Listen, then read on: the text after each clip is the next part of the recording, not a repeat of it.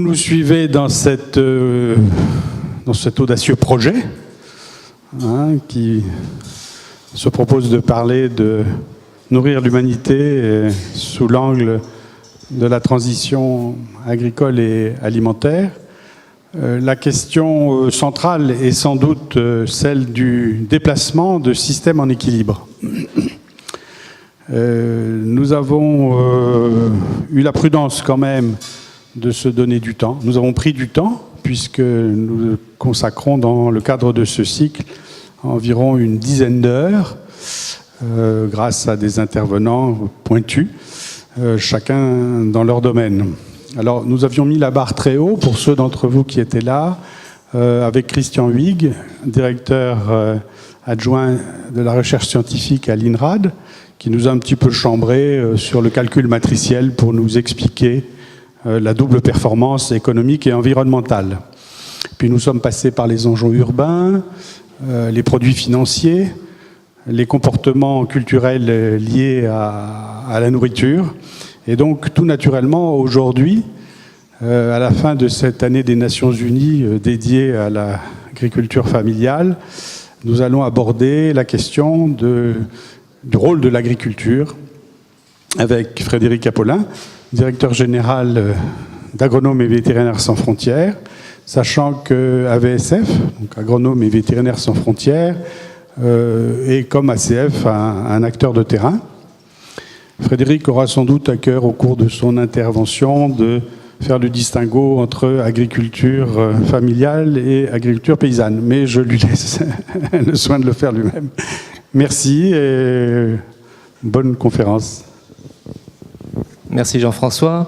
Bonsoir à tous. Je ne sais pas si je suis pointu, moi, un intervenant pointu. Je suis un praticien, effectivement. Merci déjà aux organisateurs de la conférence de m'avoir convié, de nous avoir conviés, donc à VSF, à présenter un peu ici ce que nous pensons de la place des agricultures paysannes pour nourrir demain la planète.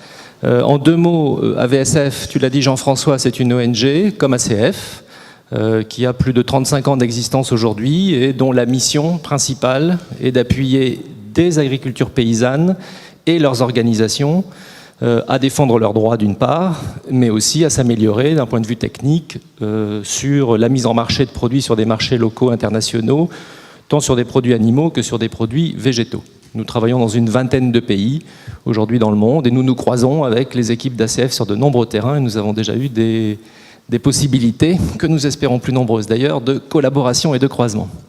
Donc on m'a demandé ce soir de vous parler d'agriculture paysanne. C'est effectivement presque la fin de l'année internationale des agricultures familiales.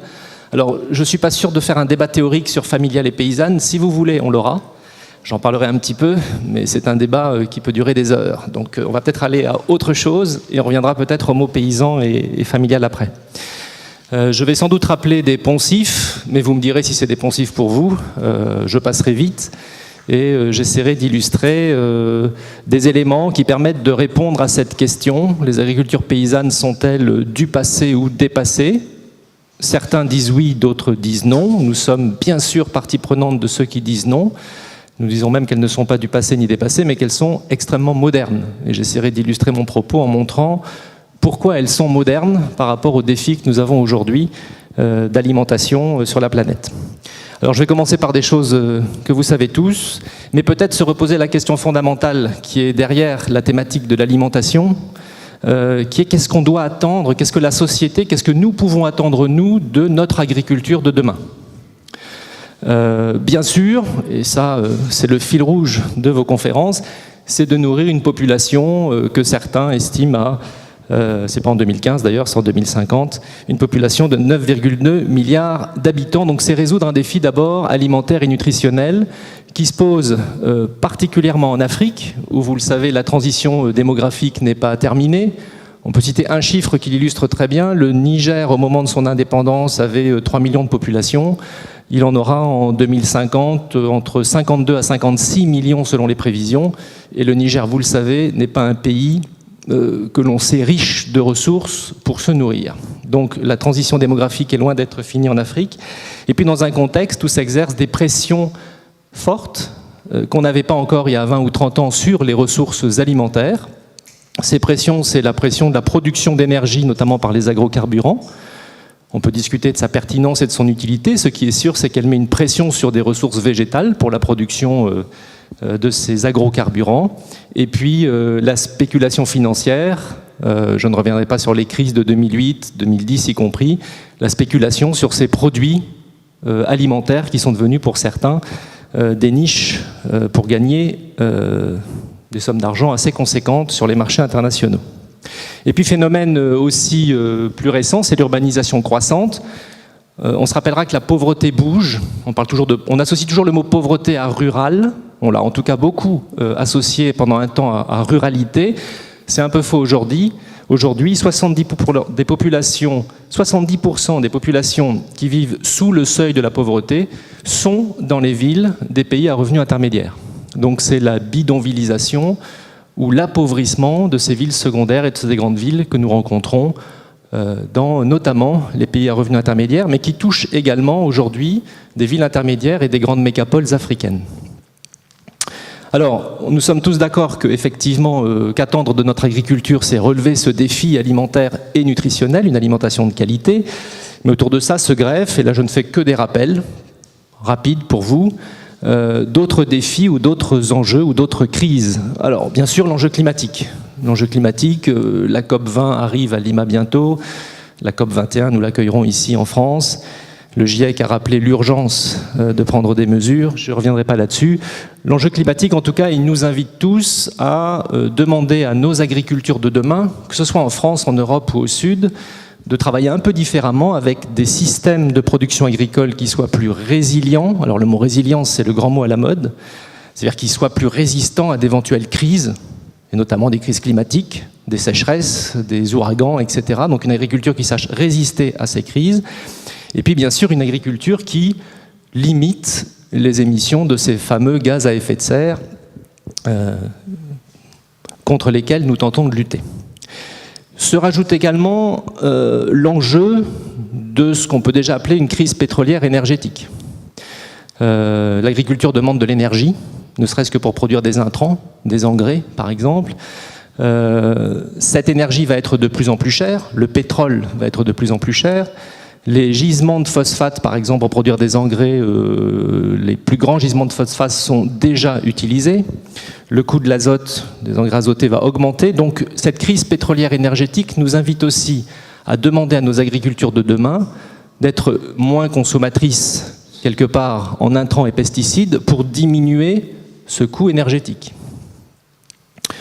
Troisième élément, la crise environnementale. Vous la connaissez tous, je ne la détaillerai pas.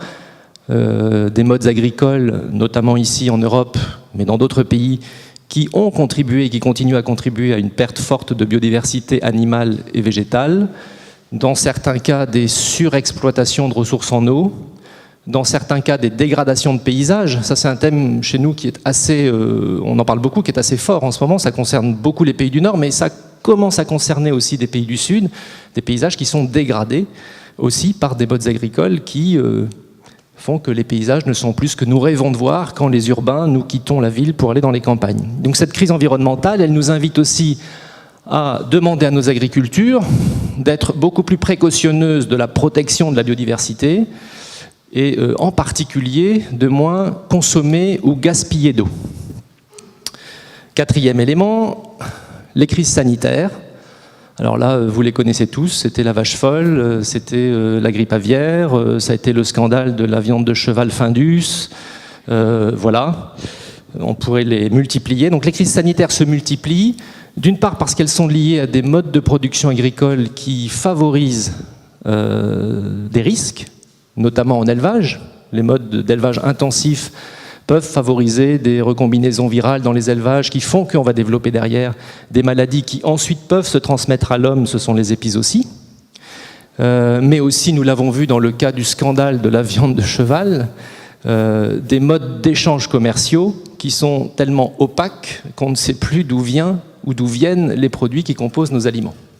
Donc ces crises sanitaires, elles nous invitent aussi à demander à nos agricultures de demain d'avoir des modes de production, des modes de commercialisation qui permettent de réduire les risques sanitaires et notamment d'épizooties, donc ces maladies qui se transmettent à l'homme, et puis une production de qualité et une traçabilité accrue, qu'on sache d'où viennent les aliments et les composants des aliments que nous mangeons dans notre assiette tous les jours.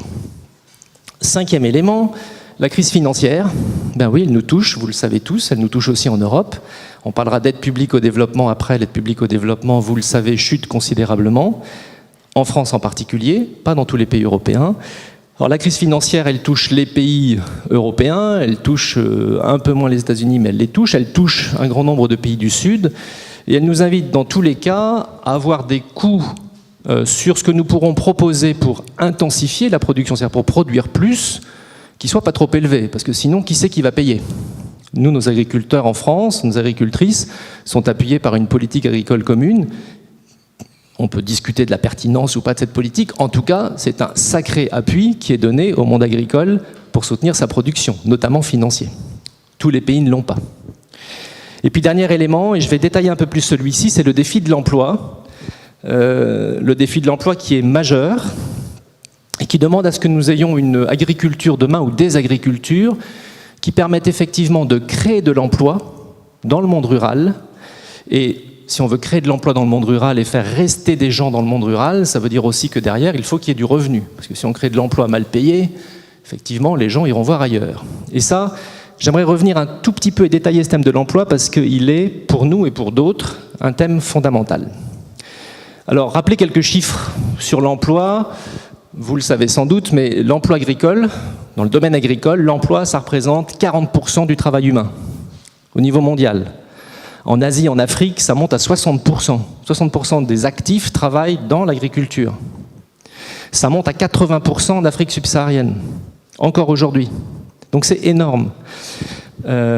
Alors, comparaison en Europe et notamment en France, si je ne me trompe pas, mais il y a des connaisseurs ici, donc ils me contrediront, nous sommes à 3% environ d'actifs agricoles. Est-ce que je me trompe ? Pour les connaisseurs qui sont là, non, c'est bien ça. Voilà. Donc, on y reviendra après. On a pris des trajectoires en Europe et notamment en France qui font que nous avons considérablement baissé notre nombre d'agriculteurs et d'agricultrices. Ce n'est pas le cas dans tous les pays. L'emploi reste, le secteur agricole reste le pourvoyeur d'emplois majeur dans le monde. Bon, quelques chiffres pour le rappeler encore. L'agriculture familiale, alors on pourra revenir au mot familial, paysanne après, emploie l'écrasante majorité des 1,3 milliard d'actifs agricoles aujourd'hui dans le monde. Donc dans les modes agricoles, c'est l'agriculture familiale qui emploie la plus grande partie de ces actifs. Et puis c'est aussi cette agriculture qui est la plus grande créatrice d'emplois dans le monde agricole, avec en gros 350 millions de nouveaux emplois depuis une trentaine d'années créés par l'agriculture familiale. Voilà, quelques chiffres, simplement, il ne faut peut-être pas tous les retenir, mais simplement pour se dire, bon, l'agriculture, en matière d'emploi, et nous savons le débat que nous avons sur l'emploi en France en ce moment, il y a un gouvernement qui est mis sous pression sur ce thème notamment, mais ce n'est pas seulement en France, c'est un peu partout, ce thème est majeur dans la réflexion que nous devons avoir sur quelles agricultures de demain. Je vais vous présenter un petit calcul, et je rends à César ce qui est à César, il n'est pas du tout de moi, il est de Henri Rouillet d'Orfeuille, que certains connaissent sans doute dans cette salle, qui a fait un petit calcul rapide, en disant voilà, l'OIT, l'Office international du travail, nous dit aujourd'hui que nous avons dans le monde, alors les chiffres fluctuent, mais aujourd'hui on estime qu'on a en gros entre 850 à 900 millions d'exclus et de demandeurs d'emploi.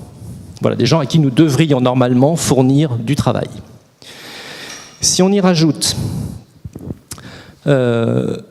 les demandeurs d'emploi additionnels qui vont arriver d'ici 2050 par la croissance de la population, donc si on estime qu'on a 2 milliards de personnes en plus, si on prend une tranche de 15 à 60 ans environ d'actifs qui vont demander de l'emploi, il va nous falloir d'ici 2050 non seulement relever le défi de donner de l'emploi à ceux qui n'en ont pas aujourd'hui, mais en plus en trouver 1,3 milliard additionnel.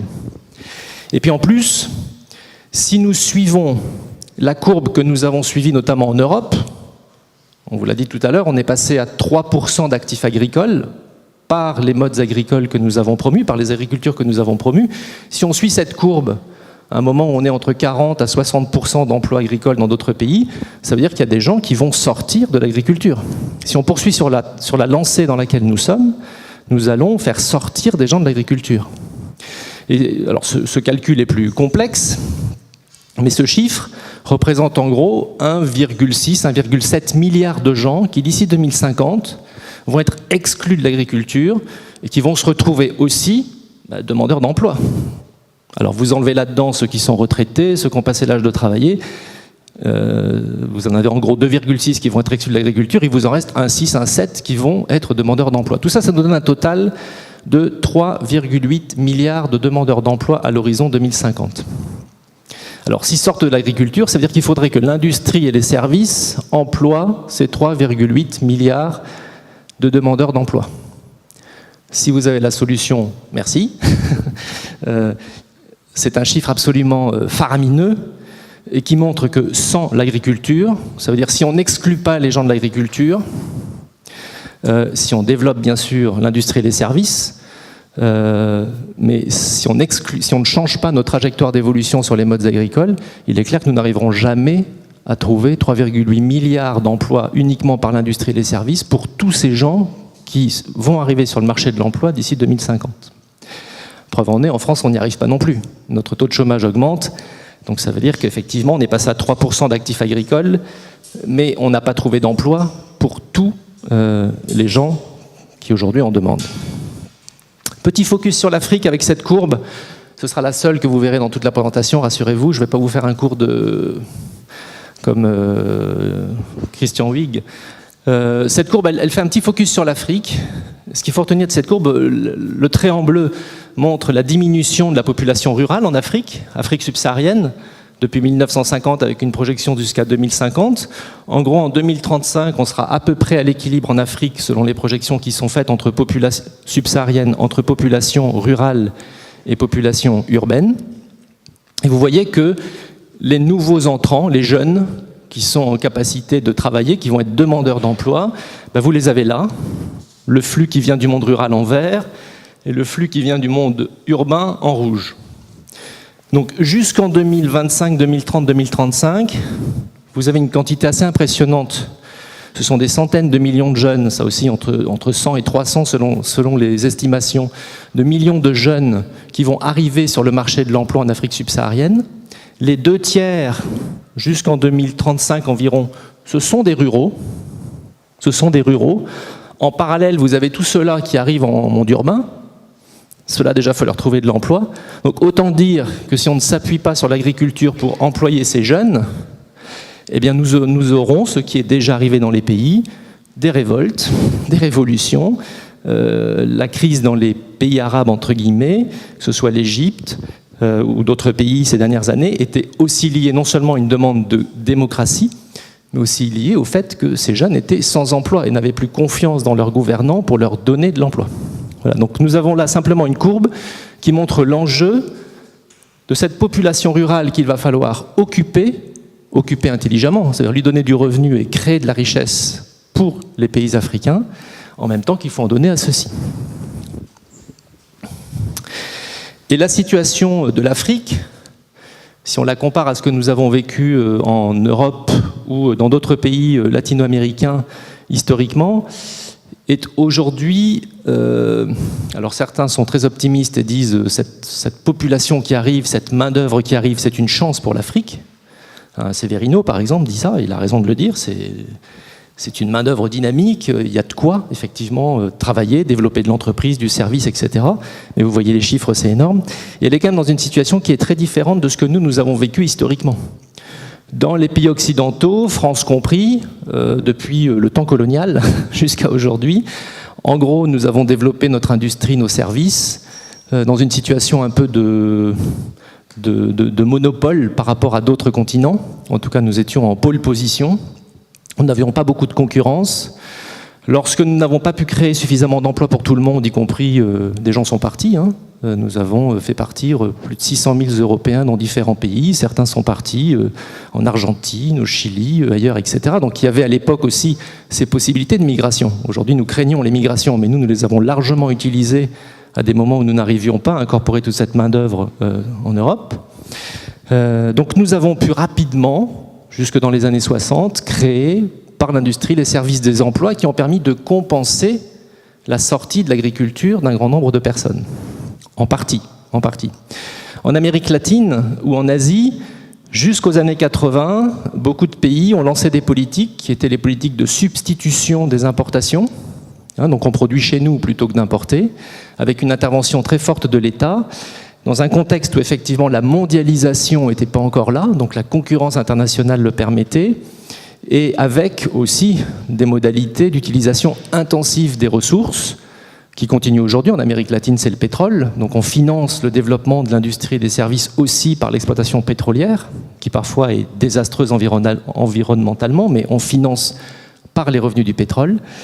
Et y compris dans l'agriculture, enfin vous le savez, la révolution verte, le boom asiatique, par exemple sur la production rizicole, a été favorisé en grande partie par une révolution verte, qui est quelque part un succès en matière de productivité, mais il faut quand même le rappeler, qui a bénéficié à un nombre restreint d'agriculteurs et qui, par ailleurs, on le sait aujourd'hui, a eu des conséquences environnementales assez désastreuses. Voilà. Alors, situation de l'Afrique aujourd'hui, l'Afrique, elle se retrouve, elle n'est plus dans une situation où elle peut faire complètement ce qu'elle veut. Il y a une concurrence internationale extrêmement forte, des marchés très ouverts, une mondialisation qui fait que les marchés sont extrêmement ouverts, donc elle ne peut pas complètement se protéger comme d'autres pays l'ont fait avant elle, notamment en Amérique latine ou en Europe. Les crises financières font qu'effectivement les moyens financiers à sa disposition ne sont pas forcément les meilleurs. Elle se retrouve dans un contexte international où nous savons tous que le développement économique, agricole, entreprise, service ne peut plus se faire avec une exploitation intensive des ressources non renouvelables. Donc ce qu'ont fait avant elle d'autres pays, Chine inclus, etc., ce n'est plus forcément pensable sur le continent africain. Et par ailleurs, elle n'a aucune marge de manœuvre sur l'émigration, dont nous avons bénéficié à une certaine époque, puisque vous connaissez nos politiques de migration et d'émigration, elles sont extrêmement restrictives et on peut s'attendre à ce qu'elles le restent pour un certain nombre d'années. Donc la marge de manœuvre de l'Afrique est limitée, notamment pour le développement de son secteur d'entreprise. Donc résultat, je reviens à la courbe d'avant, c'est bien sur l'agriculture qu'il faut s'appuyer si on veut maintenir de l'emploi dans ces pays.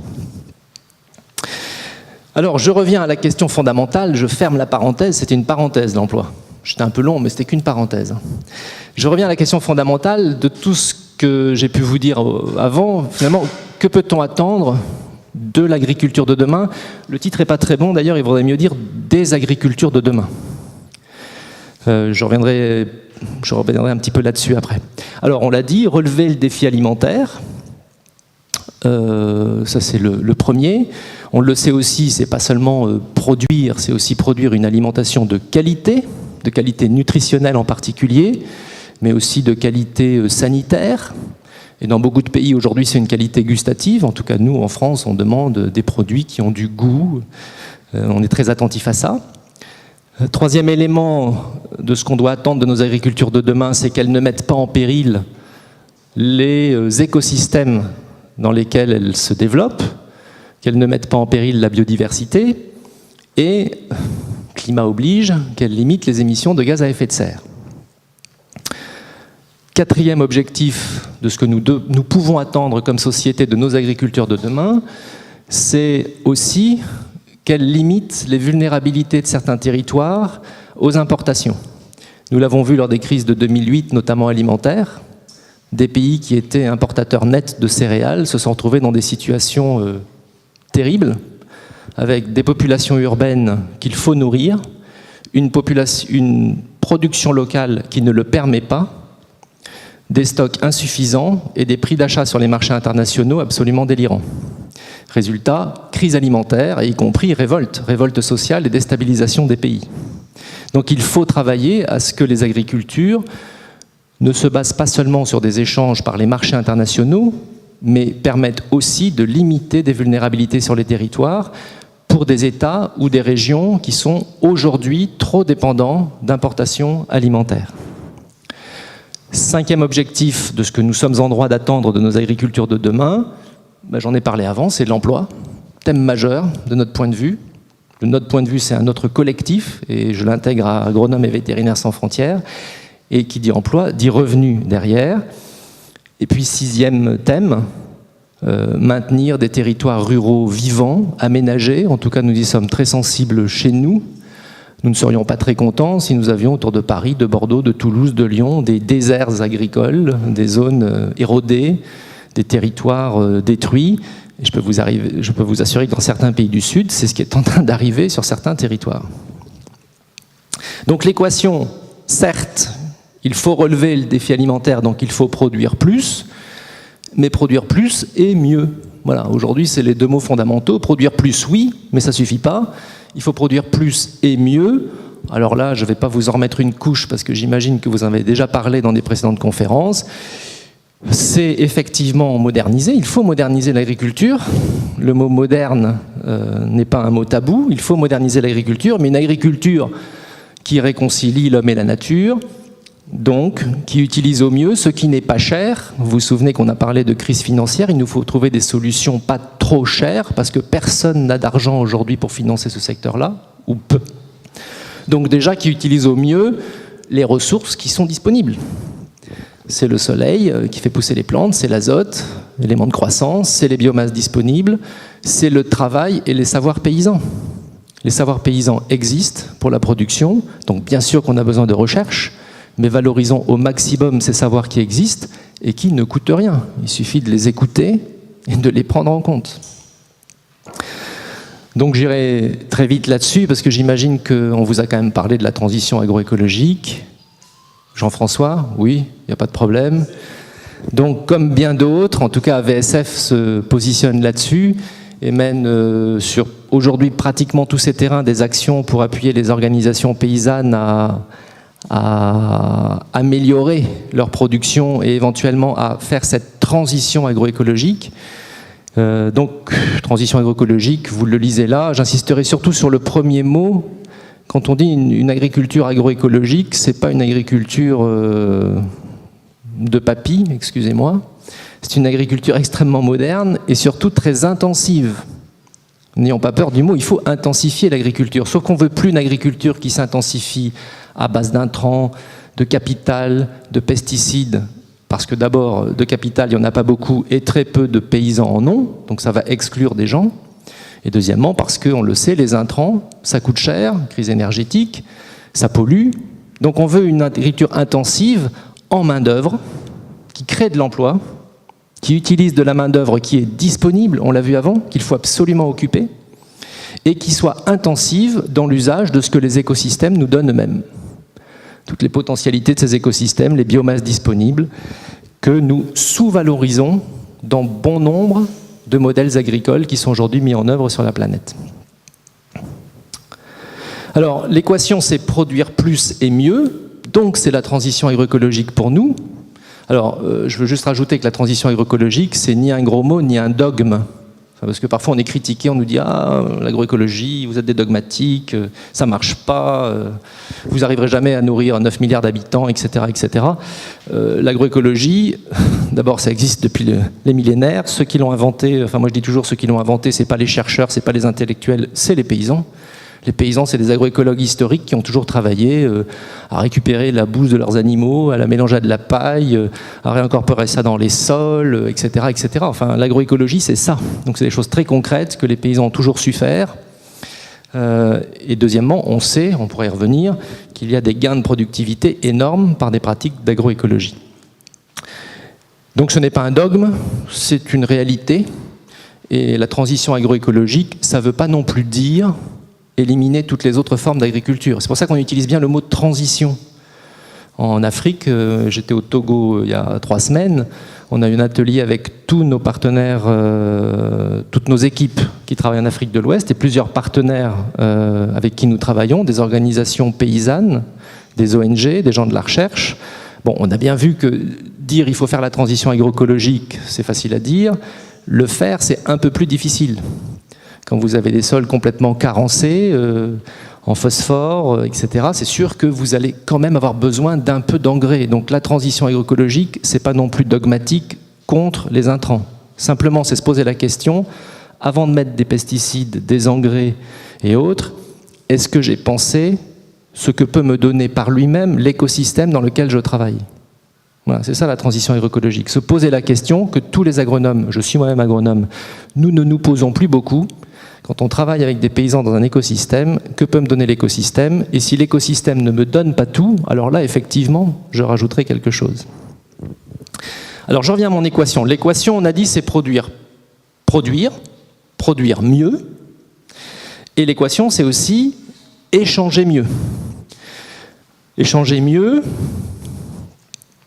et différemment par rapport à tout ce qu'on a dit auparavant, notamment limiter la vulnérabilité de territoires, de certains territoires trop dépendants aux importations, assurer la qualité des éléments, la traçabilité des éléments. Hein, on a parlé de ces crises sanitaires et de traçabilité avant. Il nous faut aujourd'hui revenir à du bon sens, parce que finalement ce n'est que du bon sens. Ça veut dire si je peux produire des tomates à 20 km de chez moi, ou si je peux les trouver chez un producteur ou une productrice à 20 km de chez moi, pourquoi je ne les produis pas là? Pourquoi je les importe du Maroc ou de je ne sais pas où? Et en les important du Maroc, y compris, je suis en train d'épuiser les nappes d'eau des plaines de Marrakech, enfin c'est pas Marrakech d'ailleurs, c'est d'Agadir, etc., de Casablanca et autres. Donc, promouvoir le local, c'est pas non plus un dogme de dire on promeut une agriculture plus locale.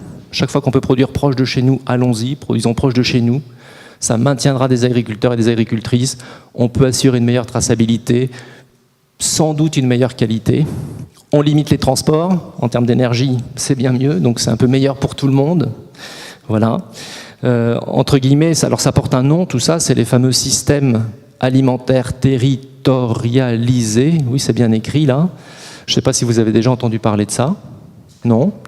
Bon voilà, ça veut dire des systèmes alimentaires sur des territoires. Alors ça se développe énormément pour ceux qui connaissent ou même ceux qui ne connaissent pas. Ça se développe énormément aujourd'hui en France. Beaucoup de collectivités, y compris les régions, les départements, certaines villes, sont très engagées dans ces démarches. Et tant mieux, parce qu'elles-mêmes ont un pouvoir pour orienter différentes politiques sur leur territoire. Et donc on a des acteurs, des producteurs, des consommateurs, des collectivités, des écoles, des établissements publics qui vont acheter local. Et donc ces systèmes territorialisés se développent énormément. Il faut s'en réjouir. Échanger mieux et différemment, c'est aussi lutter contre le gaspillage. Alors on pourra en faire une conférence entière. Je voudrais juste rappeler que le gaspillage, on le connaît chez nous. Hein, c'est ce qu'on jette de notre frigo, c'est ce que les restaurants jettent, etc. On le connaît bien chez nous. Au sud, ça peut représenter dans certains pays jusqu'à 40% des récoltes. Alors la perte, elle est où? La perte, elle est dans le fait qu'on va récolter. Par contre, la route pour amener ma production que je ne mange pas au marché, c'est la saison des pluies, elle est inondée, je ne peux pas sortir ma production, elle est perdue, elle va pourrir sur mon lieu de résidence.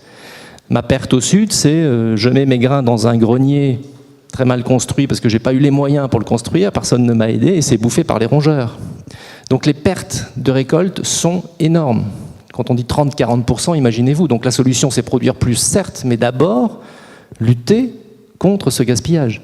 Donc ça demande des investissements sur les infrastructures de stockage, sur les routes, etc. etc.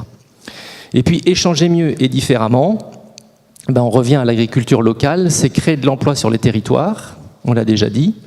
Et c'est aussi favoriser, et ça pour nous c'est un enjeu sur lequel on n'est pas encore très bon à VSF, mais sur lequel on travaille, et on est plusieurs ONG aujourd'hui à travailler, pas seulement ONG, partenaires financiers, à réfléchir ça, notamment pour l'Afrique de l'Ouest, c'est travailler tout un tissu de petites entreprises, appelez-les TPE, très petites entreprises ou PME, qui permettent de transformer et commercialiser les produits agricoles. Il y a là, quand on parle de créer de l'emploi en milieu rural, c'est créer de l'emploi dans la production, mais c'est aussi créer de l'emploi dans la transformation et la commercialisation. Vous le savez sans doute, en Afrique de l'Ouest, il y a un secteur informel très développé dans tout le domaine de la transformation, de la commercialisation. Les femmes, dans beaucoup de pays, ils jouent un rôle assez fondamental. Pas partout, mais dans certains pays, ils jouent un rôle assez fondamental. Tout ça est dans l'informalité totale, ce qui veut dire que ça peut être très bien comme ça, mais ça veut dire aussi qu'elle ne bénéficie d'aucun appui public ou privé d'ailleurs, pour pouvoir améliorer l'outil de transformation, les méthodes de commercialisation, etc. Donc de petits investissements sur ce secteur, et je dis bien de petits investissements, il y a des économistes qui l'ont chiffré, de petits investissements sur ce secteur seraient absolument déterminants pour maintenir ces emplois, voire les développer, voire attirer des jeunes à se dire « Ah, mais moi je peux monter une petite entreprise de transformation de fonio, de mil ou de tomates et de les commercialiser ». C'est un enjeu majeur que de travailler ce secteur-là, plutôt que de penser des grandes unités en bordure des villes, comme cela a déjà été fait dans beaucoup de pays africains, et dont la moitié d'entre elles sont devenues des éléphants blancs. Voilà, alors finalement j'ai très peu parlé des agricultures paysannes dans tout ça. Jean-François, tu m'en excuses, j'y arrive. J'ai encore un peu de temps.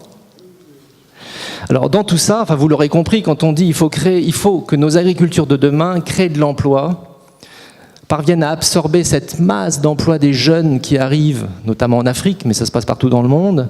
Donc on veut une agriculture intensive en main-d'œuvre. Et ben, la réponse à ça, c'est les agricultures paysannes. Alors, deux petits chiffres pour vous rappeler ça, puis on va avoir une courbe qui va parfaitement nous le montrer. Quand on parle d'agriculture familiale et paysanne, c'est pas la majorité, c'est le fait majeur dans le monde.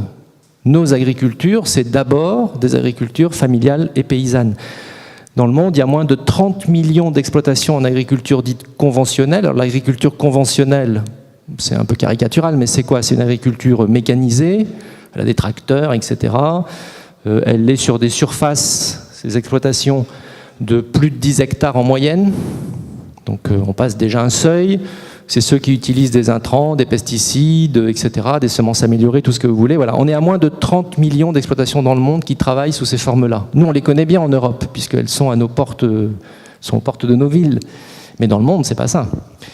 Et à côté de ça, on a près de 500 millions d'exploitations paysannes. Donc voilà, on peut lui décerner une palme. Les lauriers, c'est bien la première forme d'agriculture dans le monde. Donc il faut se le rappeler parce que en particulier quand on est européen centré, on a l'impression que ce qu'on voit autour de nous, c'est l'agriculture qu'il y a partout, que c'est ça. Non, ceux qui nous nourrissent aujourd'hui dans le monde, donc le chiffre à côté est extrêmement important, ce sont des agricultures familiales et paysannes. Ce ne sont pas des agricultures conventionnelles. Elles nous nourrissent, mais ceux qui nous nourrissent majoritairement, ce sont des agricultures familiales et paysannes.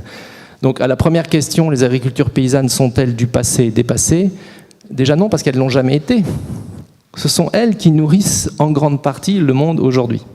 Alors ce discours, il n'est pas idéologique, il n'est pas dogmatique, c'est une réalité. Les chiffres qui sont là sont ceux de la FAO, c'est statistique. Alors on peut critiquer les statistiques de la FAO, mais c'est quand même ça. 60% c'est le chiffre bas, sur certains territoires, notamment d'Afrique subsaharienne, y compris par les produits qui sont mis sur les échanges, sur les marchés villageois, etc., on monte à 70 voire 75%. Donc c'est énorme. C'est le seul deuxième graphe que je vous imposerai de la soirée, mais celui-là il est intéressant, on ne va pas le détailler, donc ça vient de la FAO, c'est une étude sur 81 pays qui a fait un recensement des exploitations sur leur taille. Voilà. Regardez un peu, vous avez ici les limites là, 1 hectare, 5 hectares, 100 hectares. Voilà, vous regardez le gros des exploitations agricoles dans le monde, c'est un énorme paquet, je vais me mettre à 10 hectares, c'est ici, c'est un énorme paquet, c'est ça, voilà. Donc c'est la majorité des exploitations, et c'est celles qui amènent de l'alimentation sur les marchés, un peu partout. Il y a des pays y compris, la Chine, l'Inde, qui ont basé leur développement sur ces agricultures, sur des petites agricultures, sur des surfaces de moins de 5 hectares ou 10 hectares. Il y a des pays qui ont fait ce choix-là. Donc ce n'est pas du tout une agriculture marginale, et c'est quand même important de le rappeler. Alors j'aimerais juste, je ne veux pas rentrer dans le débat peut-être paysanne familiale, si vous voulez, on y rentre après, mais rappeler un peu des fondamentaux sur ce que nous, en tout cas, agronomes et vétérinaires sans frontières, nous appelons agriculture paysanne, et on aime bien le mot paysan. Qu'est-ce qu'on appelle agriculture paysanne et donc pourquoi on se bat? Puisque nous sommes comme ACF, on a un combat, nous c'est défendre les agricultures paysannes, parce qu'on est sûr qu'elles sont extrêmement modernes vis-à-vis des défis qu'on a évoqués avant. Donc on dit bien sûr que c'est une question de taille, mais pas seulement. Ce qui les distingue d'autres modes agricoles, c'est d'abord que ces exploitations, ces fermes, appelez-les comme vous voulez, sont d'abord mises en valeur par de la main-d'œuvre familiale. Voilà, une agriculture paysanne, c'est une agriculture sur des surfaces réduites qui met en valeur les terres disponibles, les animaux disponibles, en faisant travailler la main-d'œuvre disponible qui est celle de la famille. Voilà. Ce que nous défendons, nous, à AVSF en tout cas, c'est une agriculture paysanne qui permet une répartition équitable de la terre.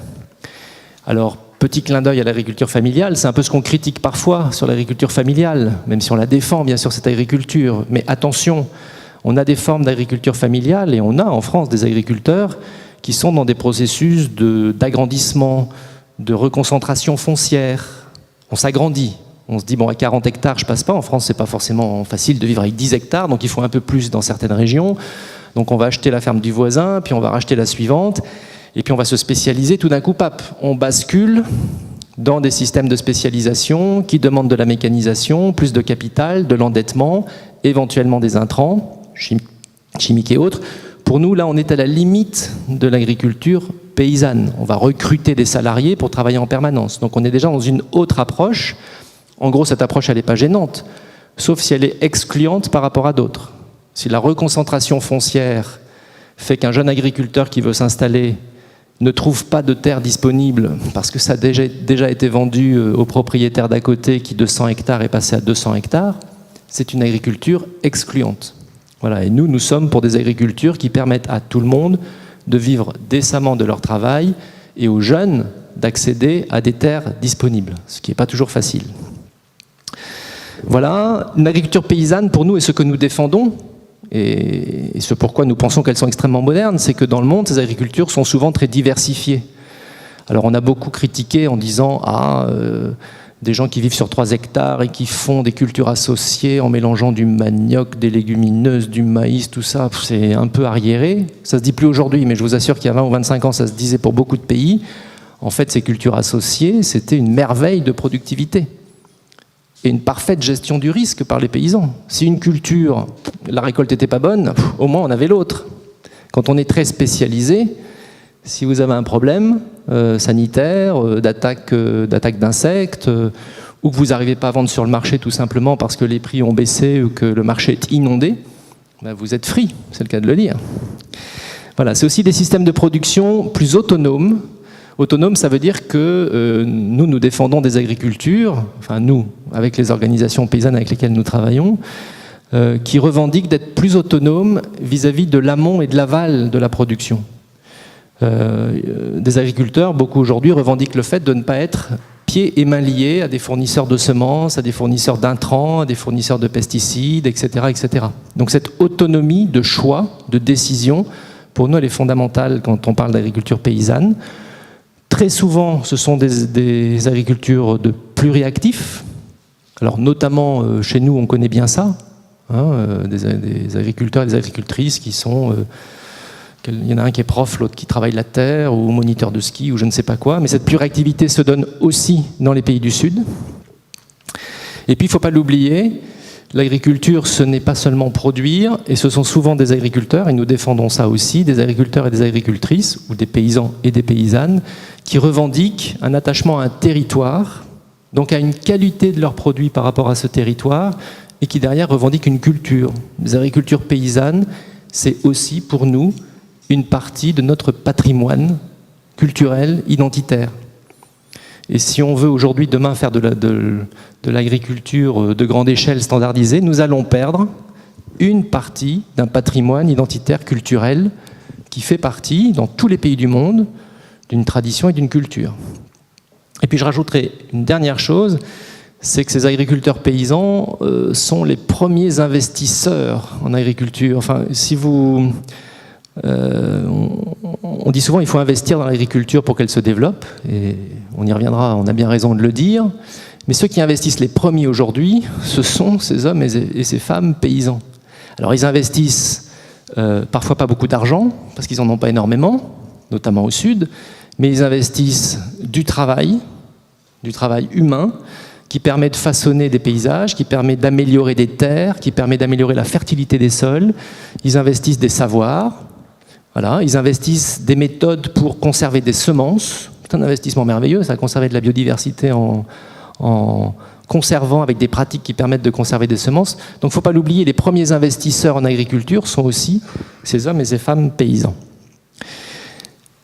Petit rappel, nous disons toujours, enfin nous en tout cas à VSF, on rappelle cette évidence, non, tous les paysans ne sont pas pauvres. Et je pense qu'il faut l'asséner, le rappeler tout le temps, parce que dès que vous prononcez le mot paysan, notamment quand vous parlez du Sud, on vous dit « Ah, les pauvres ». Non, erreur. Oui, bien sûr, il y a des pauvres parmi ces 500 millions d'exploitations familiales, ça fait 2,5 milliards d'hommes et de femmes. Bien sûr, dedans, vous en avez effectivement, d'abord qui sont en situation de grande pauvreté, qui sont en situation de malnutrition ou de sous-alimentation. Vous connaissez les chiffres. Ça représente en gros 1 milliard de ruraux. Et ceux-là, effectivement, sont dans des systèmes d'autosubsistance. Très souvent, ils n'arrivent pas à produire un excédent pour le mettre sur les marchés. Donc il ne faut pas nier cette réalité. Et elle nous préoccupe à VSF comme à ACF, et comme pour bien d'autres ONG comme les nôtres, c'est une préoccupation qui est au cœur de nos valeurs et de notre action. Notre travail, c'est quand même de sortir ces gens des situations de pauvreté dans lesquelles ils sont. C'est ce à quoi je crois nous tentons de nous atteler tous les jours. Mais pas seulement. Et c'est pour ça que nous sommes très attachés à dire non, tous les paysans ne sont pas pauvres. Parce que quand on dit les paysans sont pauvres et qu'on s'attache uniquement à ça, on oublie qu'il y a toute une autre partie qui est tout à fait insérée au marché, qui fournit les villes et les campagnes, qui met des surplus, alors parfois pas beaucoup, mais n'empêche, c'est ceux qui nous alimentent, puisqu'on arrive à acheter leurs produits sur les marchés villageois, sur les marchés urbains, etc. Donc on oublie souvent ces gens, qui sont des gens très actifs sur les marchés nationaux et même internationaux. Nous, on appuie au Pérou, en Bolivie, à Madagascar, des petites coopératives paysannes qui exportent, et vous en consommez du chocolat équitable, enfin, c'est la même chose, du chocolat transformé en cacao, du café, des épices, du litchi pour faire des jus. Ben, ces gens-là, je suis désolé, ils ne sont pas dans cette gamme-là. Je ne dis pas qu'ils sont riches, je dis simplement qu'ils ne sont pas pauvres, et que ce sont des gens qui, avec un minimum de moyens additionnels, vivraient encore mieux et pourraient offrir à leurs enfants un avenir plus sûr. Donc notre travail, oui pardon, c'est pas 1 million, c'est 1,5 milliard, vous avez corrigé, bravo, il y en a qui suivent, c'est bien. Donc voilà, il ne faut pas oublier ça, et c'est pour ça qu'on assène ça, pour rappeler, attendez, quand on parle de paysans du Sud, oui, il y a de la pauvreté, et ce sont des gens particulièrement touchés par des situations de vulnérabilité, on va en parler après, mais pas seulement. Et il faut se battre contre cette idée reçue, parce que sinon, ça veut dire que quand on parle des paysans du Sud, on passe automatiquement à des discours de solutions qui sont de l'assistanat. Ah, ces gens-là, il faut qu'on les traite socialement. Non, nous disons, ces gens-là, nous devons les traiter économiquement. Nous devons les réinsérer dans les marchés ou améliorer, pour ceux qui y sont déjà, leur positionnement sur les marchés. Voilà. Non pas pour qu'ils deviennent spéculateurs, mais simplement pour qu'ils gagnent un peu d'argent, pour qu'ils se nourrissent, qu'ils gagnent un peu d'argent, et que parce qu'ils sont sur les marchés, les autres, nous y compris, ben on pourra acheter leurs produits. Voilà. Alors, quelques questions. Est-ce que ces agricultures peuvent relever le défi de l'alimentation des villes et des campagnes? C'est comme cette question. C'est souvent une critique qui est faite aux agricultures familiales et paysannes. On dit, c'est des agricultures, ok, mais est-ce que vous êtes sûr qu'elles arriveront à nourrir le 9 milliards d'habitants à l'horizon 2050 ? Il n'y a pas de démonstration. Il y a des chercheurs, il y en a peut-être qui savent, il y a des chercheurs qui ont fait des scénarios sur ça. Les chercheurs ont répondu en partie oui. Ils n'ont pas dit complètement oui, ils ont dit en partie oui. Moi, je vous donne ces quelques chiffres. Ils viennent d'un rapport qui a été fait par le High Level Panel Expert, donc le groupe d'experts de haut niveau qui travaille pour le Comité de sécurité alimentaire, qui est une instance internationale liée à la FAO. Voilà, donc c'est un truc tout à fait officiel, c'était pour vous dire ça. Voilà quelques chiffres qui vous montrent ce qui se passe dans quelques pays. Je ne veux pas vous les détailler, vous les lisez vous-même. Pardon ?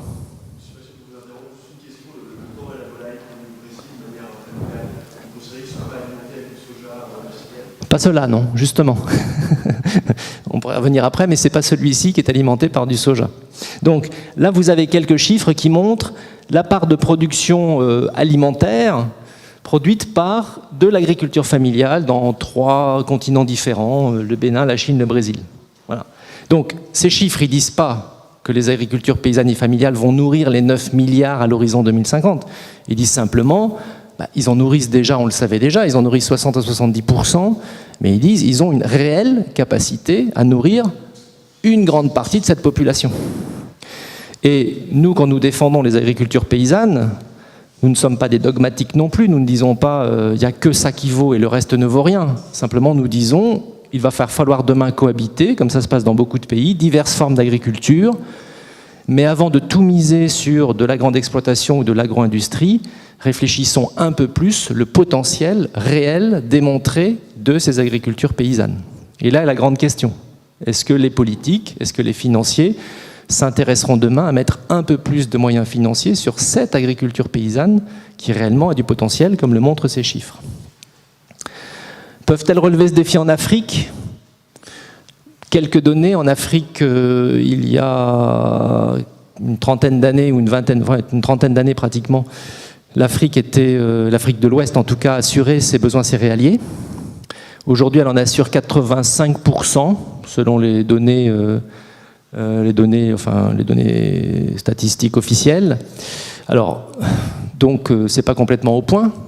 Et je vous l'accorde, on a effectivement un déficit vivrier qui se creuse, qui est lié d'une part à la croissance démographique. Je vous parlais du Niger tout à l'heure, entre nourrir 3 millions aux indépendances et 52 ou 56 millions demain, ça va être un peu chaud. C'est lié aux aléas climatiques, d'où l'urgence de travailler sur cette question-là. Mais c'est aussi lié, et j'y reviendrai juste après, à des questions structurelles qu'il faut absolument bouger.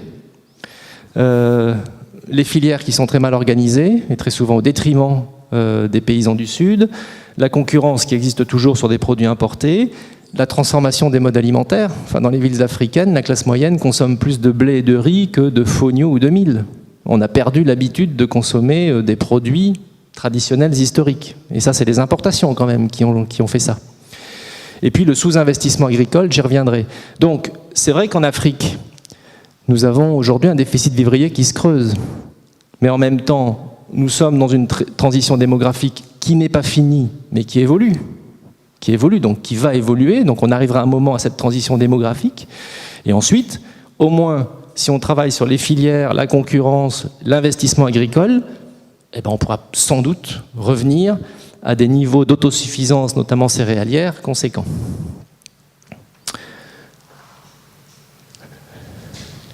Créent-elles de la richesse, ces agricultures? Deuxième question. Nous, ce qui nous intéresse dans les agricultures, c'est tous les défis que je vous ai cités avant, mais il ne faut pas oublier que l'agriculture, elle doit créer de la richesse, non seulement pour les paysans, mais aussi pour la société. On demande à nos agriculteurs on ne leur demande pas, on souhaite que tous les paysans du monde gagnent mieux leur vie, mais on souhaite que leur travail permette d'enrichir, dans le bon sens du mot enrichir, d'autres secteurs de la société. Le transporteur qui va venir chercher les animaux pour les amener au marché, celui qui va abattre les animaux, celui qui va le redécouper et le vendre, toute cette chaîne, elle dépend de l'acte de production. Donc l'agriculture, on lui demande aussi de créer de la valeur ajoutée et que cette valeur ajoutée soit redistribuée. Alors, ce graphe, je vous l'ai mis pour mémoire, mais on était avec des collègues cet après-midi de différentes institutions, et on se disait, c'est dingue, il y a 30 ans, dans les universités françaises d'agriculture, ou AgroParisTech, je vois qu'il y a des gens d'AgroParisTech ici, ou d'ailleurs, ça c'était des choses enseignées en permanence. Alors, je ne vous fais pas le cours là. Aujourd'hui, il y a plusieurs écoles ou universités, y compris en France, où ça n'est plus beaucoup enseigné. On ne réfléchit plus en termes de valeur ajoutée produite, que produisent des paysans en termes de production certes, mais en termes de valeur ajoutée, et ensuite comment cette valeur ajoutée est redistribuée derrière. Et donc ça c'est juste un petit rappel, parce que pour nous c'est la base de la réflexion économique sur l'agriculture. Et oui, l'efficience économique de l'agriculture paysanne est réelle. Alors ça je vais l'affirmer haut et fort. Les valeurs produites par l'agriculture paysanne familiale peuvent dépasser et dépassent souvent celles de l'agriculture à grande échelle. Alors c'est vrai dans les systèmes rizicoles asiatiques par exemple, c'est vrai au Brésil, on prenait le Brésil tout à l'heure, beaucoup d'études au Brésil l'ont démontré. Là c'est juste un cas au Pérou, une étude très récente de nos collègues, pour ceux qui connaissent, qui sont d'Acter, qui est une autre ONG, donc une étude récente qui a fait une analyse économique entre des exploitations familiales qui produisent de la banane biologique sur des petites surfaces, des exploitations familiales qui produisent de la canne à sucre sous contrat, ça veut dire qu'ils sont en contrat avec l'entreprise qui va leur acheter leur production, et puis là vous avez les entreprises, soit qui produisent elles-mêmes la canne à sucre, soit qui vont plus loin puisqu'elles le transforment en bioéthanol. Voilà. Alors on va passer les détails, mais regardez un peu, donc eux travaillent sur moins de 10 hectares toujours, eux travaillent sur 7000 hectares, ça se passe dans une vallée du nord du Pérou, et voilà les résultats ici de la valeur ajoutée produite à l'hectare pour ces différents acteurs. Bon, je veux juste vous montrer ce chiffre-là. L'exploitation familiale qui produit de la banane biologique parce qu'elle a été appuyée en production, en qualité, à trouver ce marché biologique, voilà la valeur ajoutée qu'elle produit par hectare. Donc en termes d'efficience économique, je ne veux pas aller plus loin dans la démonstration, là on rentre dans des choses assez techniques, oui, les exploitations paysannes et familiales sont efficientes, elles le sont souvent plus que de la grande agriculture ou de l'agro-industrie. Et puis par ailleurs, ce qui est important, c'est que la richesse qui est créée par ces paysans et paysannes, qu'est-ce qu'elle rétribue en premier lieu? Elle rétribue du travail. Alors que des exploitations de l'agro-industrie, par exemple, ou des grandes exploitations agro-industrielles ou sur de grandes surfaces, va rétribuer des détenteurs de capital, pas très intéressant, va rétribuer, alors ça peut être intéressant parce qu'elle rétribue des impôts pour l'État, et puis elle va rétribuer une petite partie de travail. Mêmes études qui nous disent ça sur le Pérou. Voilà, donc à ces deux questions, l'agriculture paysanne est-elle en capacité de nourrir le monde? La réponse c'est je ne sais pas. Ce qui est certain, c'est que le potentiel qu'elles ont est énorme, elles l'ont déjà démontré jusqu'à maintenant, donc elles doivent cohabiter avec d'autres formes d'agriculture.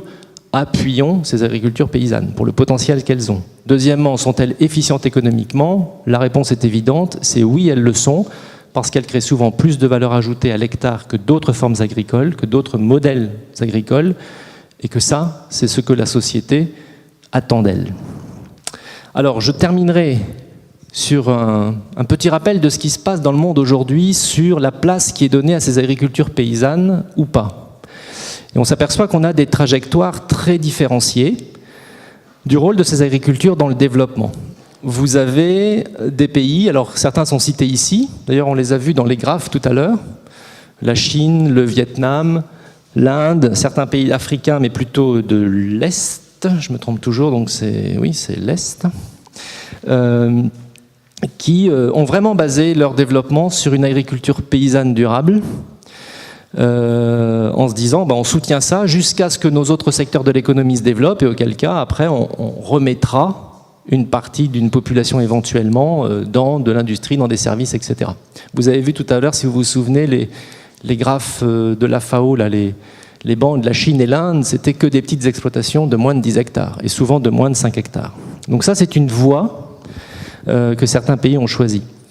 La deuxième voie, qui est choisie par d'autres pays, alors le Brésil en est un parfait exemple, mais le Mexique suit la même chose, c'est des politiques qui permettent de soutenir deux formes d'agriculture. Par exemple, au Brésil, vous avez un ministère qui appuie le développement rural et donc l'agriculture familiale et paysanne, et puis vous avez un ministère qui appuie l'agro-exportation.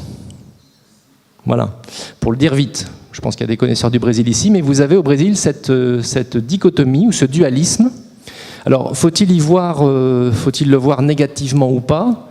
On pourra en débattre. Pas forcément, parce qu'aujourd'hui, ce qu'on voit clairement au Brésil, c'est que si le Brésil a pu développer des politiques en faveur de ces agricultures paysannes, et je peux vous assurer qu'il y en a, moi j'étais au Brésil l'an dernier, j'étais surpris, au Brésil vous avez de la sécu pour les paysans, vous avez une assurance maladie pour les paysans, vous avez effectivement de l'accès au crédit, vous avez des fonds considérables pour soutenir l'investissement et de l'assistance technique. Enfin, on rêve de ce qui se passe au Brésil dans beaucoup d'autres pays du Sud. Bon, le Brésil est un pays émergent, hein. Donc moi, ce que j'ai vu au Brésil m'a surpris, c'est-à-dire qu'on avait une agriculture paysanne très soutenue, très encadrée. Alors bon, les Brésiliens vous disent c'est super bureaucratique, c'est très compliqué, il faut faire des tonnes de paperasse pour accéder à ces moyens. On peut leur répondre, c'est pareil pour la PAC en Europe. Il s'avère que c'est une agriculture très soutenue. Et ça, c'est en grande partie financé, quand on regarde un peu comment c'est financé, c'est en grande partie financé par l'autre agriculture. C'est-à-dire les revenus effectivement du soja et d'autres, qu'on peut critiquer par ailleurs, mais c'est aussi ce qui refinance en partie le développement de l'agriculture paysanne brésilienne. Et c'est un choix volontariste, politique, du gouvernement brésilien et donc du gouvernement de Lula à l'époque et aujourd'hui de la présidente. Troisième trajectoire qu'on voit, alors nous en Europe, nous avons fait le choix d'une agriculture, en France en particulier, nous avons fait le choix d'une agriculture familiale, hein. C'est un modèle qui a été défendu historiquement, avec les dérives qu'il y a pu y avoir par la suite et qu'on connaît aujourd'hui, mais c'est un choix qui a été fait.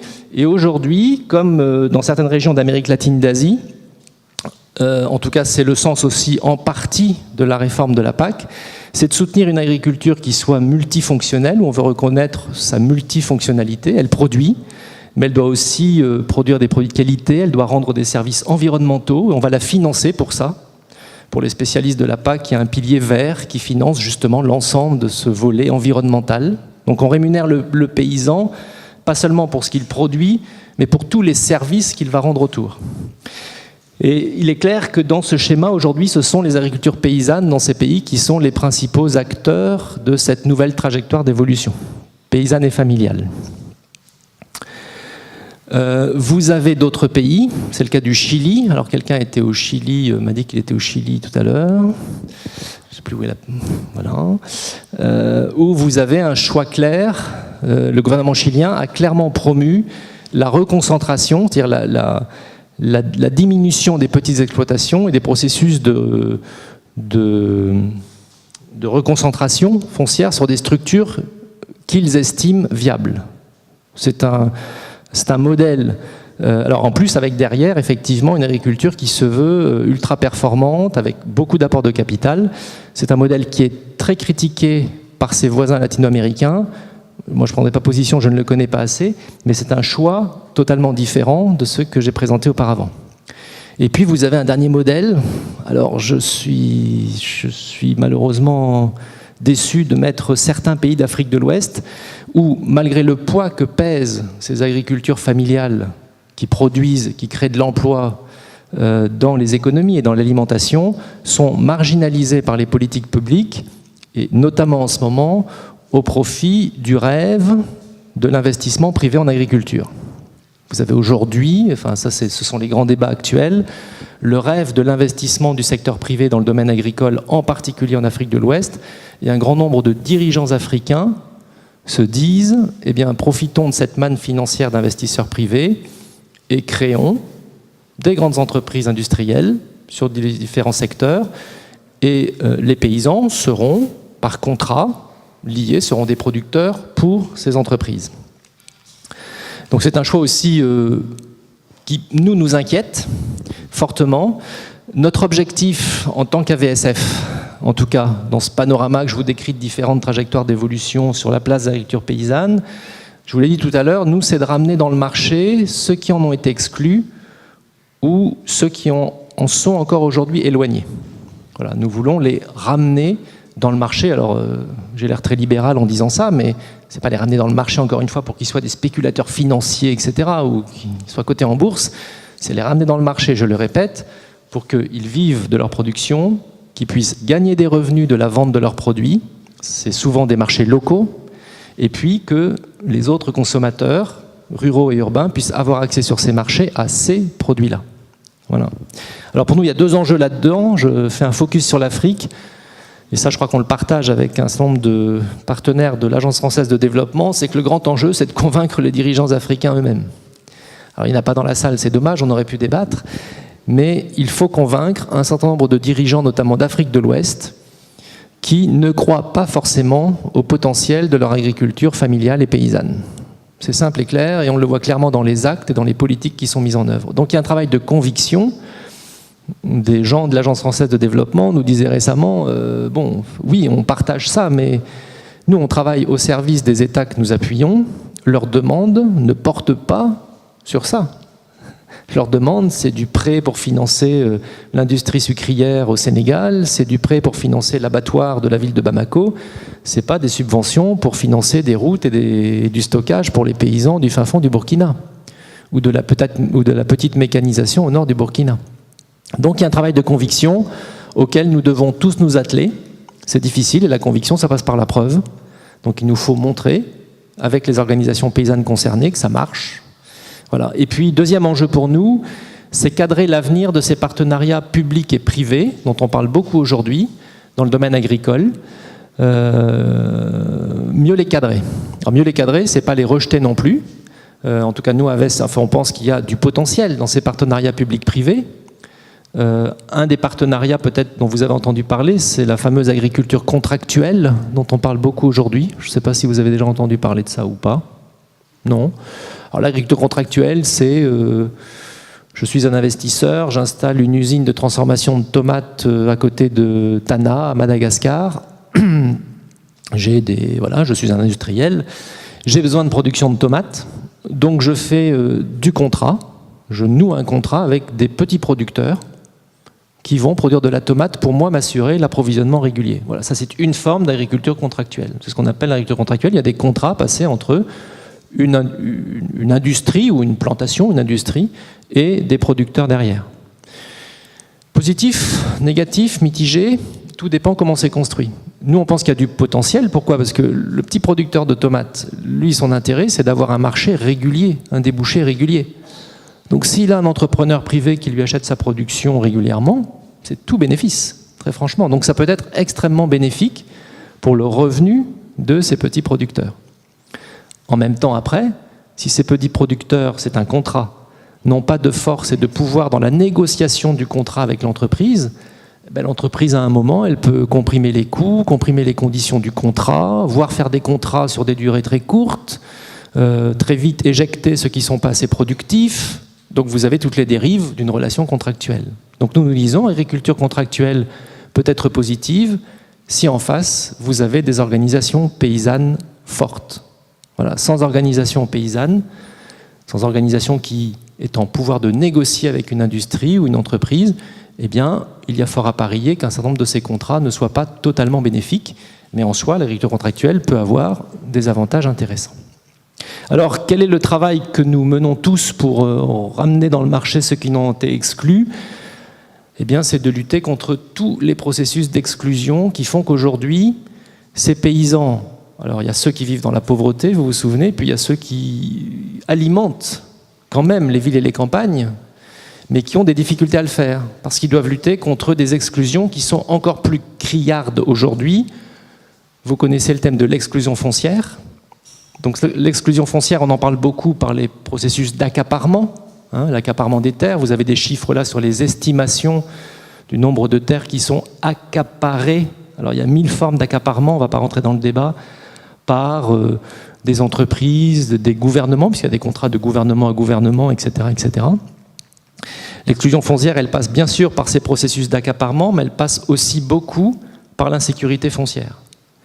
Dans beaucoup de pays, le paysan n'a pas de sécurité sur sa terre. Soit il n'en est pas propriétaire, mais la propriété n'est pas forcément la solution, mais soit il n'a pas de sécurité de pouvoir la cultiver, par exemple, pendant 10 ans, pour investir. S'il veut planter des arbres, s'il veut planter du café, du cacao, il faut qu'il soit sûr qu'on ne va pas venir lui piquer sa terre dans 3 ans.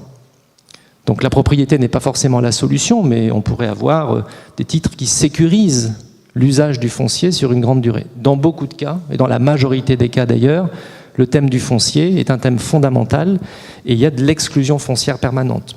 Vous avez de l'exclusion économique, parce qu'il n'y a pas de transparence sur les marchés, parce qu'il y a toujours concurrence d'agriculture subventionnée,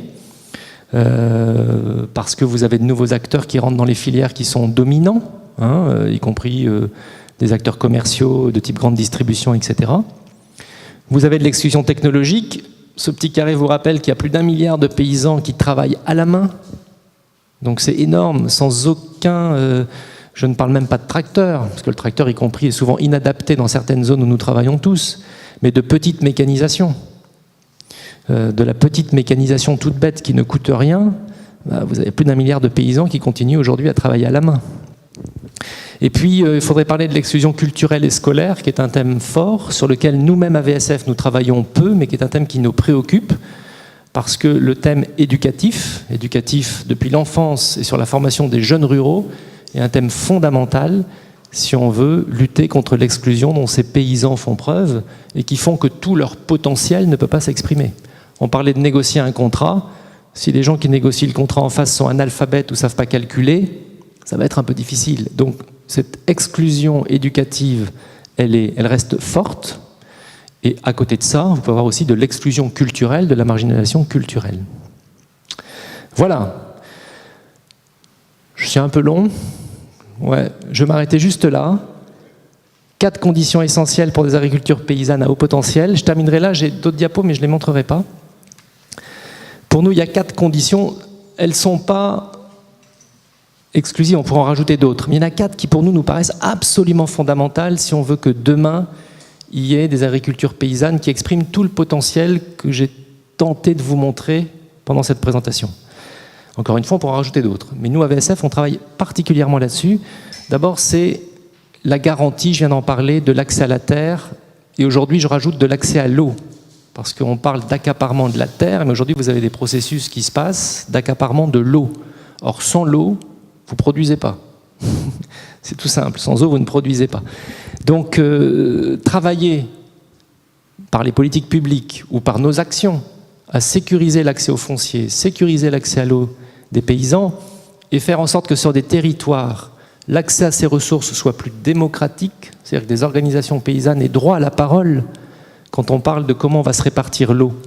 Vous savez que l'eau potable est prioritaire, par exemple. L'eau potable a un accès, normalement, si une ville croît en population, il faut qu'elle accède à de l'eau potable. Donc sur des territoires, comment est-ce qu'on discute du partage de l'eau entre l'industrie, l'eau potable des villes, l'eau pour l'agriculture? Nous demandons et nous menons des expériences qui montrent que ça marche, que nous pouvons créer des comités où les organisations paysannes sont présentes et où on discute du partage de l'eau. Voilà, donc une gestion démocratique de ces ressources nous paraît fondamentale. La deuxième chose, c'est de maintenir une production diversifiée et agroécologique.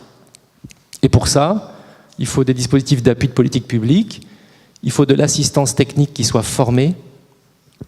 Vous n'avez pas d'université au sud, enfin, sauf erreur de ma part, enfin, il y en a peut-être au Brésil, ou au Brésil il y en a, j'en suis même sûr, mais si vous prenez, y compris l'Amérique latine qui est assez avancée en agroécologie, vous n'avez pas une seule université qui a un cours complet sur l'agroécologie. Vous en avez au Chili, au Brésil, vous n'en avez pas en Équateur, vous n'en avez pas au Pérou, vous n'en avez pas en Bolivie.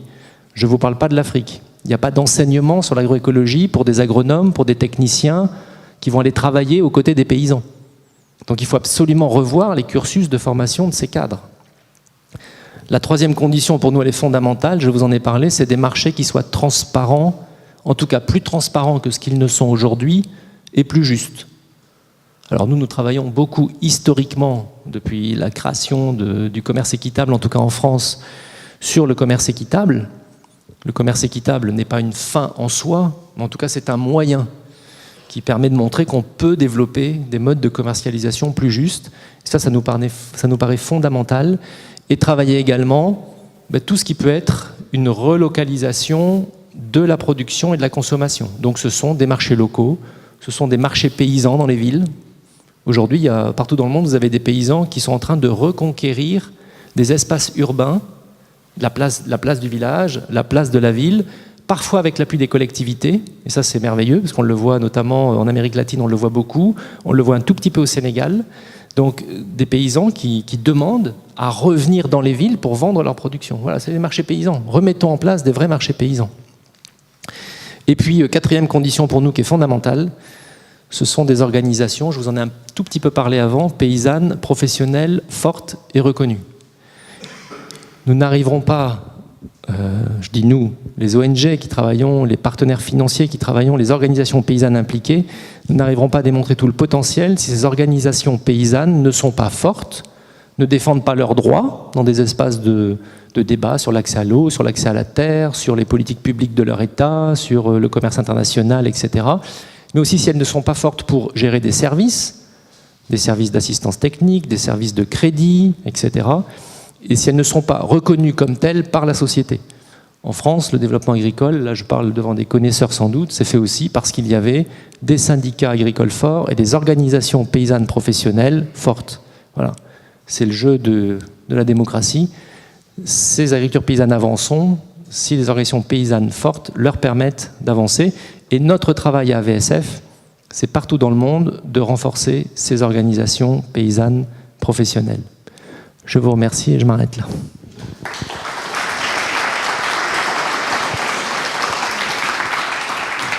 Merci Frédéric. Je crois que tu as devancé par la clarté solidité de ton exposé, les questions, mais enfin, on va quand même, s'il nous reste, bien qu'il ne nous reste pas, un peu de temps, s'il y avait 2 ou 3 questions. Merci. Sonia ?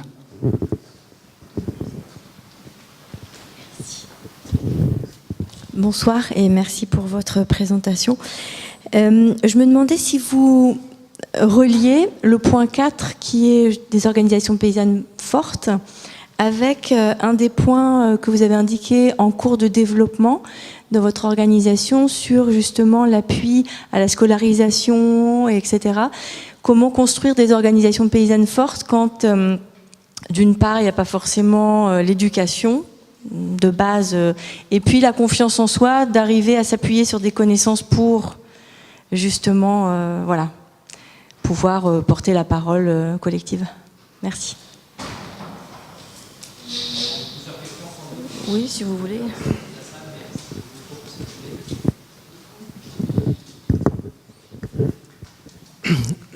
Oui, moi je trouve très intéressant que vous ayez mis en évidence le problème du défi de l'emploi. Ceci étant, dans un contexte de transition, je dirais, agroécologique, derrière une agriculture, je dirais, intensive, il y a aussi une augmentation des surfaces exploitées. Je pense en particulier au désert, à certaines forêts, aux plaines de Patagonie, à la brousse africaine, et également aussi de la toundra, je veux dire, en Sibérie, qui avec le réchauffement climatique va donner lieu à de très grandes cultures, je veux dire, je l'espère. Donc je voulais savoir si vous aviez une idée des surfaces exploitées, je dirais actuellement, et du potentiel de surfaces exploitables à l'horizon 2050. Est-ce que ça ne peut pas être une des solutions au défi de l'emploi ?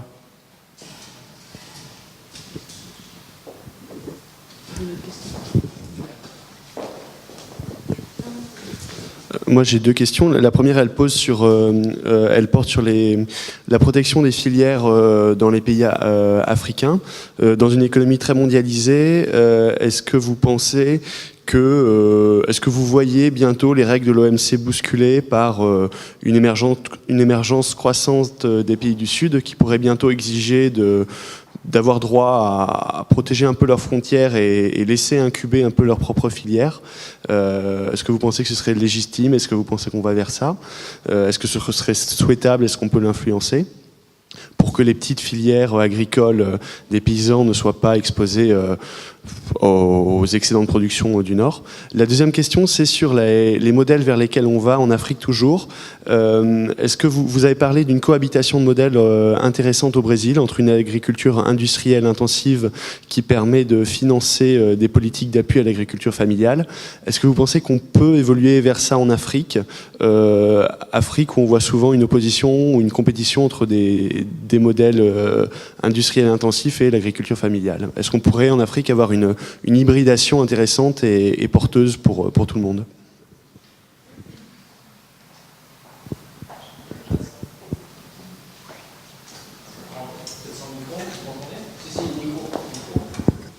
Qui le veut?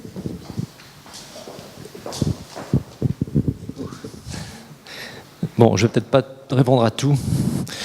Enfin si, je vais tenter de répondre à tout, mais j'ai pas forcément les réponses à tout. C'est plutôt ça que je veux dire. Lien entre organisation et éducation. Oui, enfin je ne peux que partager ce que vous dites. Ça veut dire que des organisations paysannes seront fortes si derrière, si avant cela, il y a un processus éducatif qui permet d'avoir des jeunes formés, etc. Et aujourd'hui, en tout cas notre préoccupation à VSF, on nous a suffisamment répété, et avec raison, des évaluateurs qui passent voir nos programmes nous disent « mais c'est amusant, vous travaillez, c'est super ce que vous faites, mais vous travaillez qu'avec des vieux ». Donc vos organisations sont fragiles pour 2 raisons. D'abord parce que ces vieux, certains ne savent pas lire, donc quand même ça pose des problèmes sur la capacité de gestion, si on les met sur les filières de commercialisation, etc. Et deuxième problème, c'est quelle place vous laissez aux jeunes. Si vous ne les intégrez pas dans ces organisations, automatiquement ils partent ailleurs. Donc aujourd'hui notre préoccupation à VSF, c'est un chantier qu'on a lancé avec l'appui d'un tas de gens et de bénévoles autour de nous, c'est de réfléchir que peut-on faire dans le domaine de l'intégration des jeunes dans les activités que nous menons et notamment dans ces organisations paysannes. Et comment pourrait-on, ce qu'on a déjà fait dans quelques organisations, s'appuyer sur des jeunes ruraux scolarisés, y compris jusqu'au niveau universitaire, pour les propulser quelque part, j'aime pas le mot mais je vais quand même le dire, un peu comme leader de ces organisations. Un gérant d'une coopérative, par exemple, elle peut avoir un conseil d'administration de paysans et paysannes dont certains sont illettrés, c'est pas franchement un problème. Si à côté, il y a un gérant qui est en capacité de gérer l'activité et qui a la formation pour. Voilà, donc cette préoccupation, elle est réelle, mais ça veut dire réformer le système éducatif. Nous, on ne travaille pas dessus.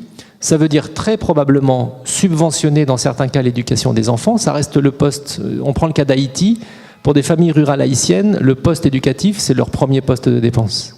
Voilà, alors dans des familles pauvres, et là on se place dans la gamme des pauvres dont je parlais tout à l'heure, dépenser pour les enfants, c'est absolument impossible. Donc beaucoup de familles paysannes haïtiennes mettent leurs enfants dans ce qu'on appelle des écoles borlettes. Je ne sais pas si certains connaissent Haïti. Des écoles borlettes, ça veut dire des écoles loto. On tire, on lance la pièce et pile ce sera bon, face ce sera mauvais. On s'adresse à la première école qu'on a près de chez soi, qui a été lancée par quelqu'un qui s'est dit je vais faire un peu d'argent en lançant mon école.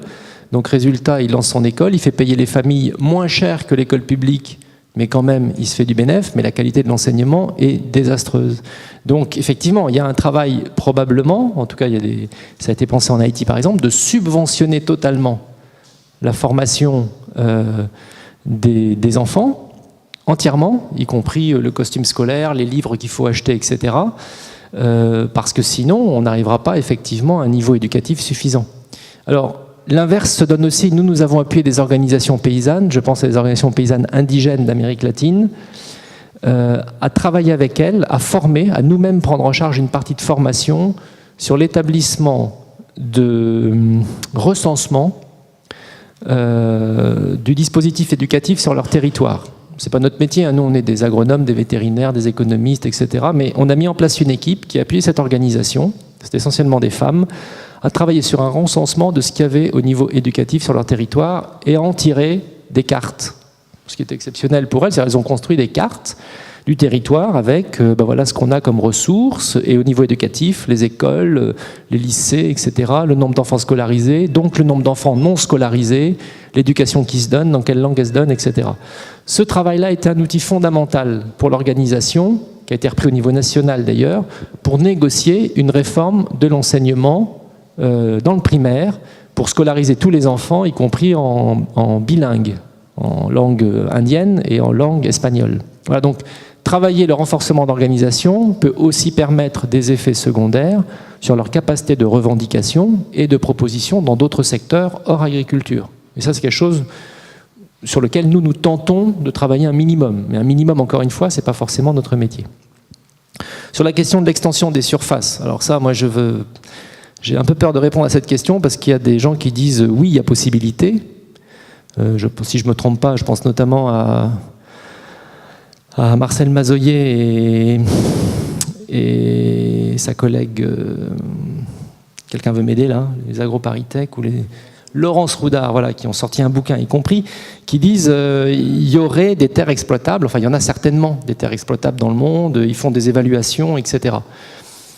C'est un travail qui est disponible, que vous pouvez lire. Bon, tout le monde n'est pas d'accord avec cette théorie.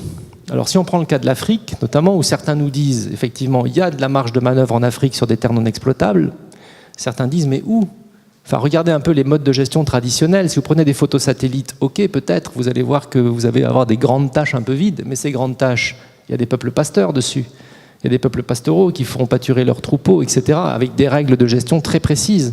Donc en Afrique de l'Ouest, par exemple, on estime qu'en fait, il y a peu de marge de manœuvre sur la surface. La marge de manœuvre, elle existe en Afrique de l'Ouest sur des terres dégradées, c'est-à-dire des terres qui étaient exploitées auparavant agricoles, qui ont été mal exploitées, qui sont dégradées aujourd'hui, puisque ce sont des sols fragiles avec des roches affleurantes, et donc ce sont des terres aujourd'hui abandonnées. Alors, nous avons proche de nous quelqu'un dans la VSF, qui était avant au CIRAD, qui se bat, on peut dire ça, Claude, qui se bat. Oui, j'ai mon président dans la salle, donc je suis sous contrôle, donc je parle en faisant référence à lui, qui se bat haut et fort pour dire, mais regardez, effectivement, cette marge-là, ces terres dégradées, qui étaient historiquement des terres agricoles, qui aujourd'hui ne sont plus exploitables, avec un minimum d'investissement, je n'entrerai pas dans les détails, mais réellement c'est un investissement minimum de la petite mécanisation, on est capable de les récupérer. Il faudra en gros un plan Marshall pour récupérer ces terres dégradées du nord, enfin juste en dessous du Sahel, hein, c'est le nord du Burkina, c'est une partie du Mali, etc. Effectivement, là vous avez des terres abandonnées. Mais voilà, la marge de manœuvre, elle est là sur la zone Afrique. Après, je ne veux pas trop vous répondre au niveau mondial, un, parce que je ne connais pas suffisamment, et deux, parce que là, je crois que c'est un débat qui fait débat. Voilà, donc je préfère pas prendre position. En tout cas, je pense qu'en Afrique, les marges de manœuvre sont extrêmement limitées, en Afrique de l'Ouest, et qu'il faut plutôt travailler de l'intensification agroécologique qui ne demande pas d'extension de surface, par contre de l'intensification de travail, que rechercher des terres dont je ne sais où on va les trouver. Enfin, pour être allé récemment au Sénégal, par exemple, le Sénégal, non, il n'y a pas de terre disponible au Sénégal, aucune, y compris dans ces étendues dont on a l'impression qu'elles sont vides, mais pas du tout, elles ne sont pas vides, elles sont exploitées par des peuples pasteurs avec des mobilités d'agriculteurs et d'éleveurs permanents. Donc, quand vous regardez les règles de gestion de ces espaces, c'est cadré, calé, il n'y a rien de disponible. Et la preuve, c'est que quand vous touchez à une partie de cet espace, c'est des conflits sans fin. Sur la question de la protection des filières ou des filières dans les pays africains. Alors, un petit détail, je ne suis pas un spécialiste de l'OMC, alors déjà, réponse à la question, faut-il que les pays africains, si j'ai bien compris la question, faut-il appuyer les pays africains à être plus présents demain à l'OMC avec une voix plus forte pour défendre leur marché? Oui, bien sûr. Oui, bien sûr. Sauf qu'aujourd'hui en Afrique, le problème de la protection des marchés, ce n'est pas le problème de l'OMC. C'est d'abord le problème des gouvernants africains. Enfin, je suis désolé de le dire, mais c'est d'abord ça. Les règles de l'OMC permettent aujourd'hui aux gouvernants africains de protéger leur marché. Enfin, je ne veux pas défendre l'OMC par ça. L'OMC a par ailleurs plein de dérives, exagérées, etc. Mais dans le cas africain, les règles de l'OMC permettent aux gouvernants africains, c'est le même cas en Haïti, de protéger leur marché sur des taux, des droits de douane à l'entrée qui pourraient être largement supérieurs à ce qu'eux appliquent.